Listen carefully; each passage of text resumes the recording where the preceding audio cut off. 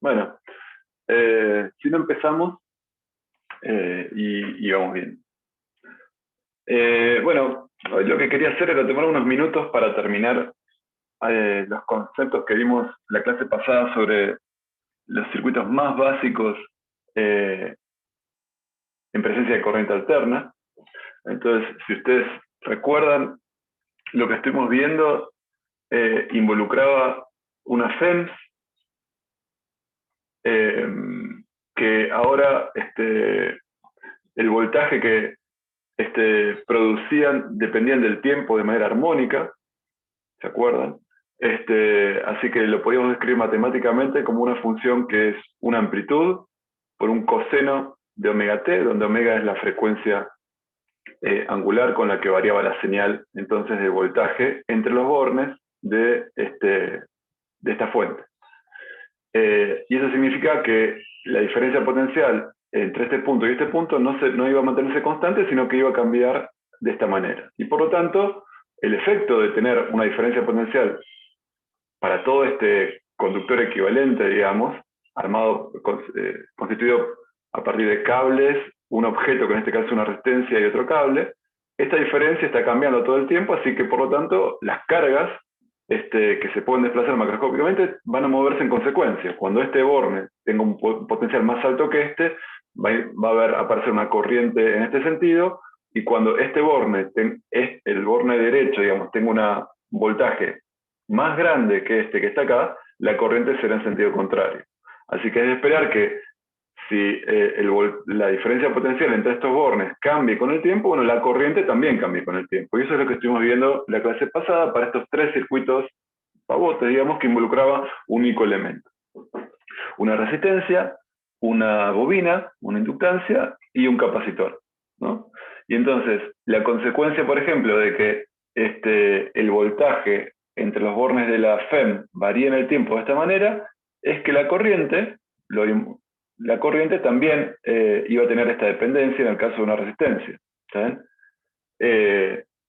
¿Por qué es eso? Bueno, porque en este circuito cerrado la caída de tensión, o sea, la diferencia potencial entre estos bornes tiene que ser igual a la caída de tensión, en este caso en la resistencia. Y de plantear eso habíamos visto entonces que la corriente tenía que ser una constante por coseno omega t. Y esa constante era la amplitud del voltaje sobre la resistencia, ¿no? Y entonces, acá, perdónenme, ahí está. Eso es lo que quería mostrar. Entonces, si esta es la dependencia del voltaje, ¿está bien? Con el tiempo, ¿está bien? Es un coseno que oscila con una frecuencia. La intensidad en función del tiempo también es un coseno, obviamente con otras dimensiones, con otra amplitud, pero que oscila a la misma frecuencia, y en tanto coseno, cuando uno es máximo, el otro es máximo, cuando uno pasa por cero, o sea, están en fase. ¿Está bien? Y la amplitud de la intensidad de corriente, o sea, los máximos, van a tener que ver con epsilon 0 sobre R, ¿no? Eso es lo que dice acá. Esta amplitud tiene que ver con epsilon 0 sobre R. Bueno, en este caso, cuando hicimos lo mismo para la bobina, habíamos llegado a que la intensidad de corriente, no, o sea, ¿qué planteamos? Planteamos que la caída de tensión sobre la bobina, ¿está bien? Que acuérdense que era proporcional a la derivada de la intensidad de corriente, y la constante proporcional era menos L. Cuando esa caída de tensión tenía que ser igual al voltaje instante a instante, ¿no? Igual al voltaje instantáneo suministrado por la FEM, que variaba en el tiempo, habíamos encontrado entonces que la intensidad iba como el seno de omega t, y la amplitud era esta que está acá. O sea, acá también iba a haber una intensidad que iba a cambiar de signo, iba a pasar por un mínimo, máximo, cambiando de signo, con esta amplitud y como un seno de omega t. ¿Está? Y entonces, el voltaje era el de siempre, epsilon 0 coseno omega t, o sea, es un coseno, este gráfico es un coseno, y el voltaje sobre la caída de tensión sobre esta bobina inducía una corriente que tenía esta pinta. Era, bueno, una amplitud, la amplitud de la corriente era epsilon 0 sobre omega L ahora, es esta amplitud, por un seno de omega T. Entonces, si yo lo grafico en función del tiempo, es un seno.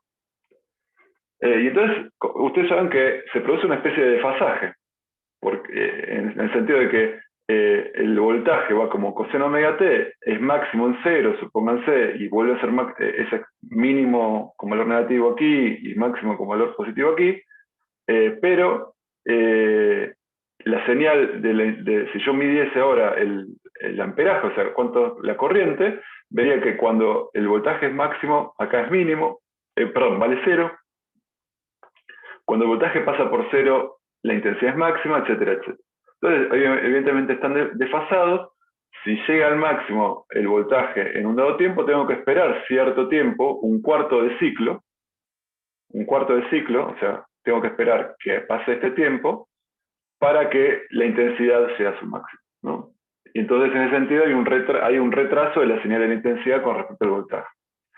Y otra cosa importante era que la amplitud de la señal de la intensidad, o sea, la intensidad máxima que iba a circular por este circuito, no solo dependía de epsilon 0 y de L, fíjense que acá en este caso dependía de epsilon 0 y R, sino que también dependía ahora de la frecuencia. ¿Saben?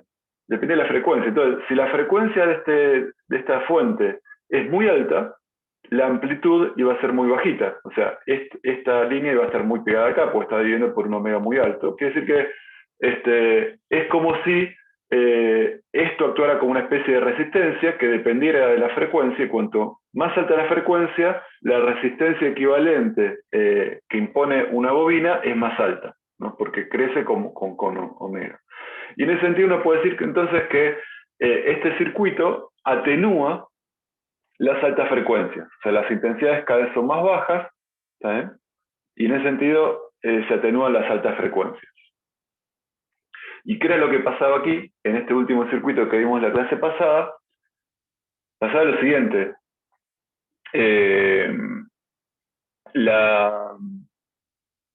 Cuando igualábamos la caída de tensión sobre la placa del capacitor con el voltaje, eso tenía que ser igual tiempo a tiempo, la ecuación que obteníamos, como era una ecuación, bueno, lo vimos la vez pasada, la caída de tensión tiene que ver con Q, ¿está bien?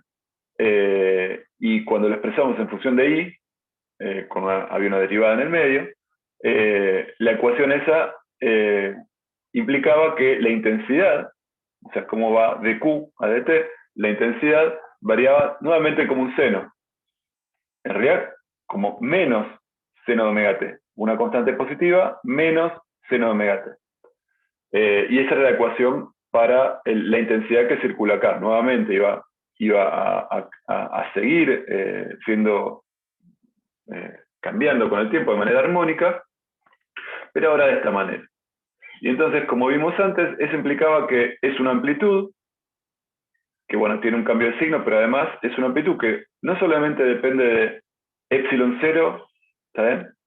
Y C, acá, fíjense que en todas estas, para pensarlo como si fuese una especie de dispositivo óhmico que presenta una resistencia, acá siempre la intensidad la expresamos en función de epsilon 0 sobre algo, y acá sería epsilon 0 sobre 1 sobre CW, ¿estamos de acuerdo?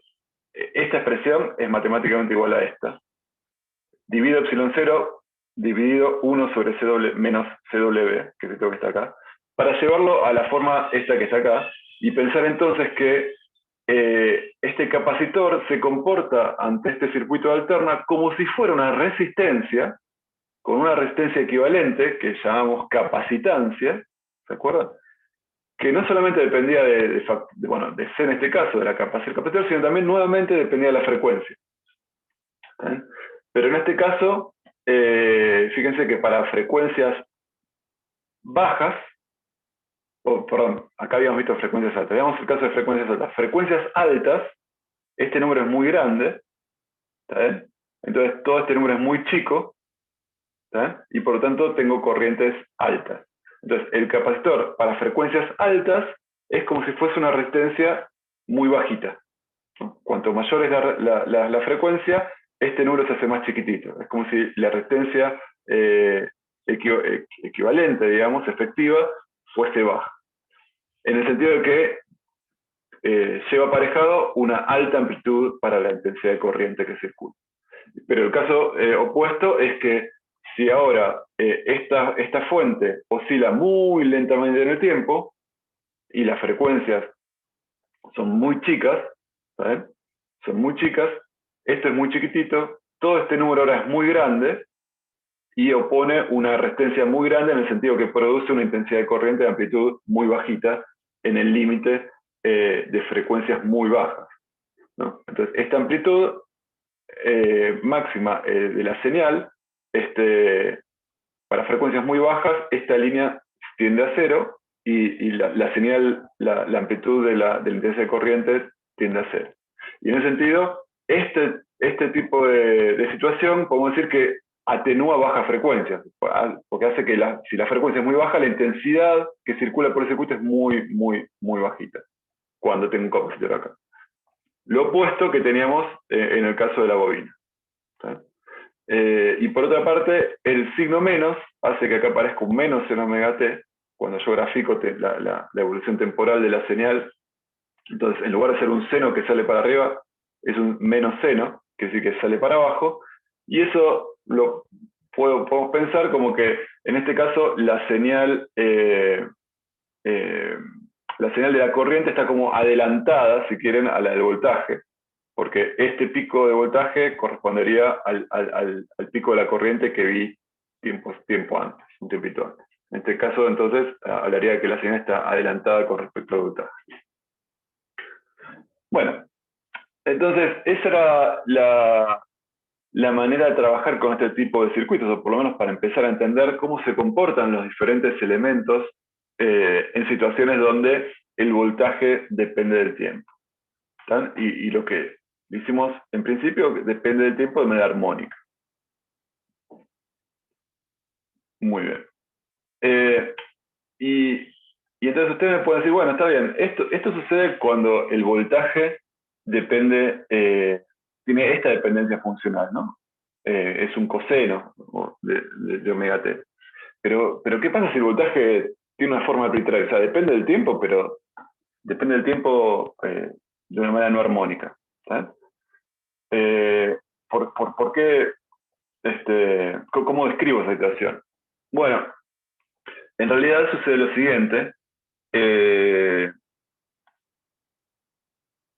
Matemáticamente hay un teorema que se llama teorema de Fourier, que dice que cualquier señal temporal puede ser expresada como combinación lineal de cosenos y senos de distintas frecuencias. Entonces, cualquier dependencia temporal la voy a poder expresar como combinando senos y cosenos de distintas frecuencias. Y entonces, entender cómo responden estos circuitos a una frecuencia dada, en principio, si vale el principio de superposición para el circuito, si no hay efectos no lineales, lo puedo analizar, entonces puedo entender qué es lo que pasa en una señal más completa, viendo cómo afecta el circuito a cada una de las componentes que oscilan armónicamente en las distintas frecuencias. Y después las recombino para ver qué es lo que tengo al final. ¿Se entiende la idea?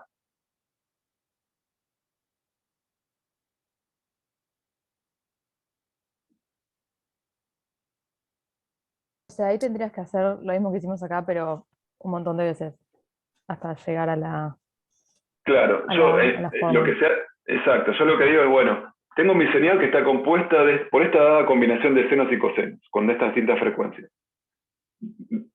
Viene a la entrada. Ahora tengo mi circuito, me fijo mi circuito cómo afecta a cada una de esas frecuencias, las modifico, o sea, cómo afecta significa que, bueno, que algunas se van a ver disminuidas, otras se van a ver atenuadas, ¿no? por los elementos que yo tengo, y al final las vuelvo a combinar, pero ya transformadas. Y eso me va a dar otra combinación de senos y cosenos un poco distinta a la anterior, porque modifiqué con qué contribución aparece cada frecuencia, pónganle, y por lo tanto me va a cambiar la forma de la señal completa de la salida.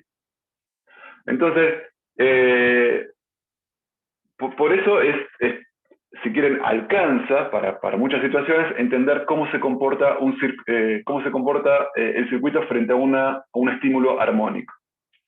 Entonces, les voy a dar un ejemplo de lo que les estoy diciendo. Ustedes vieron que hay algunos parlantes, digamos, para escuchar música que tienen como dos bocinas, una que tiene que ver con los graves y otra que tiene que ver con los agudos.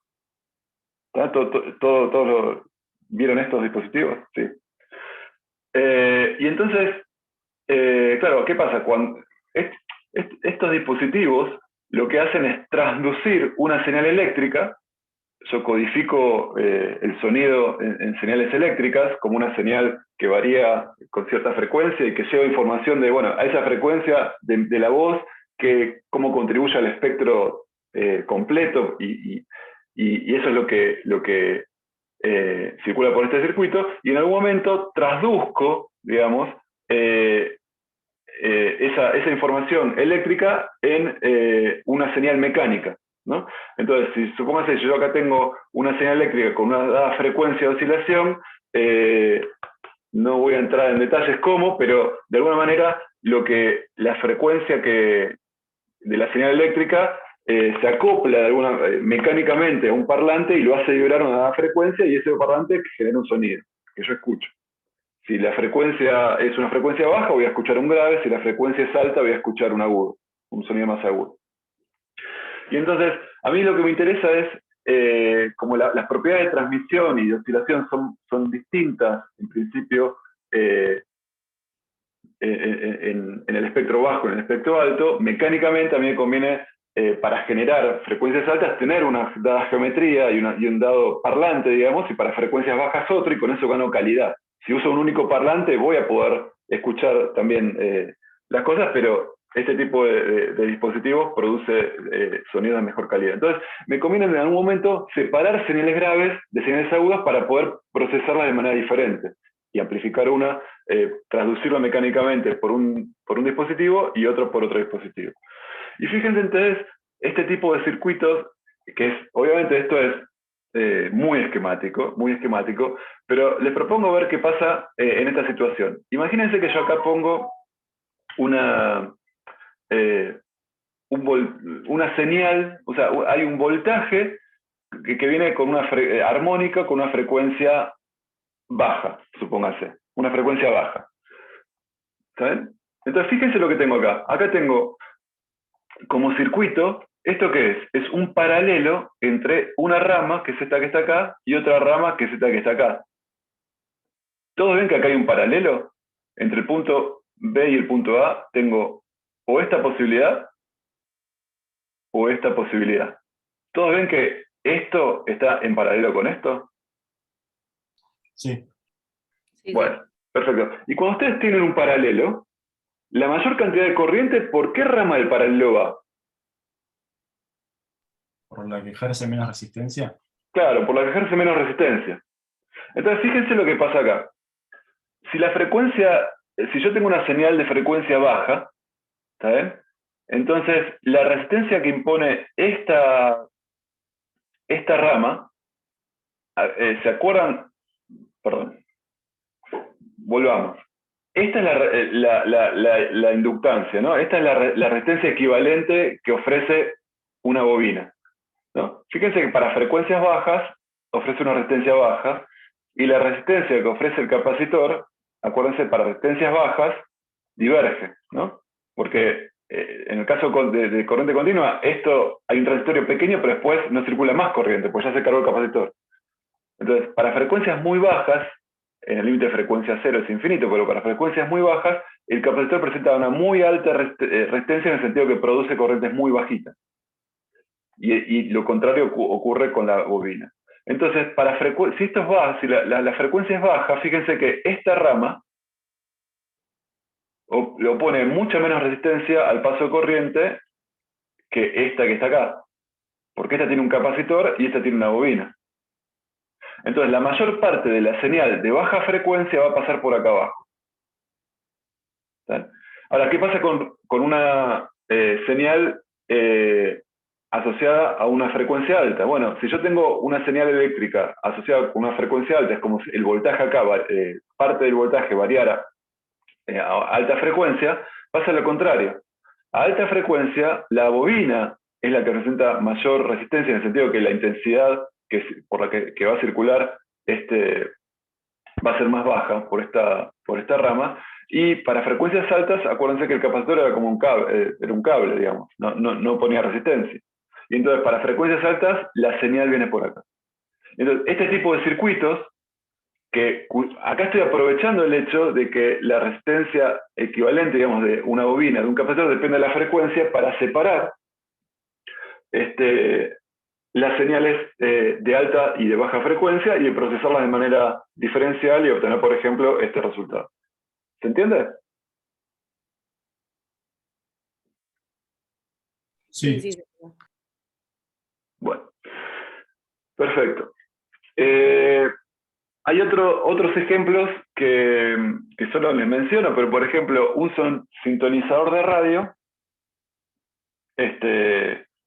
es un dispositivo donde yo tengo unas frecuencias, tengo una radio que emite en una frecuencia y yo quiero escuchar esa frecuencia y no otra. O sea, quiero tener una ventanita de alta señal, digamos, centrada en la frecuencia de una radio y no en otras, quiere decir que tengo que tener un máximo y después tengo que apagar todas las frecuencias más altas y más bajas que esa bandita de frecuencias donde se encuentra la radio que yo quiero sintonizar. Y entonces, para eso, lo que se usa también es un circuito donde yo creo que en estaba viendo que se me fue el ejemplo, después lo voy a buscar y lo voy a subir, pero es muy fácil de entender en términos del LIS. Permítame, después les completo esta slide que se me fue acá, y para ver ese ejemplo de un sintonizador, aunque sea cualitativamente. Pero básicamente es una situación donde el capacitor que yo voy a tener me va a cortar la parte de bajas frecuencias, va a dejar pasar de una frecuencia en adelante, la parte de la bobina va a hacer lo propio con las altas frecuencias y se me va a generar una ventana de sintonización que yo voy a poder utilizar para sintonizar la banda que yo quiero. Eso, no sé por qué se me fue de la presentación, después les agrego una slide que es muy fácil de entender en el mismo sentido. Pero bueno, quería simplemente, no vamos a resolver cuantitativamente circuitos de este tipo, pero más o menos para que se lleven una idea de por dónde pasa lo novedoso del comportamiento de los dispositivos que ya conocíamos en presencia de corrientes alternas. ¿Estamos bien con esto?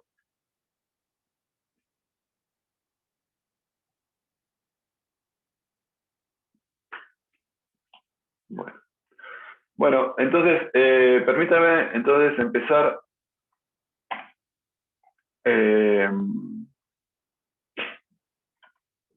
lo que les quería contar hoy sobre el campo magnético, ¿no? Campo magnético terrestre.